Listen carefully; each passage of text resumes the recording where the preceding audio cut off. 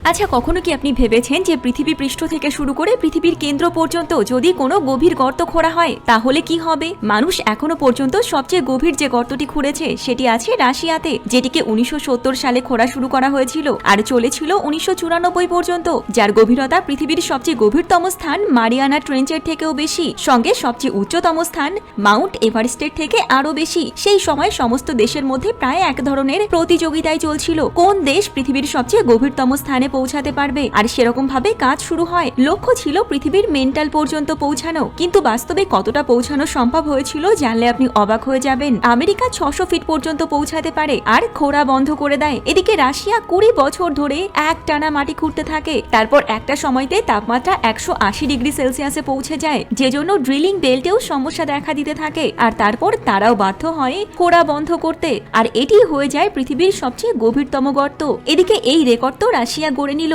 যেটির নাম ছিল কোলা সুপার ডিপ বোরহোল, কিন্তু এটিও পৃথিবীর সম্পূর্ণ আয়তনের মাত্র 0.2%, যা সত্যি ভীষণভাবে বিস্ময়কর।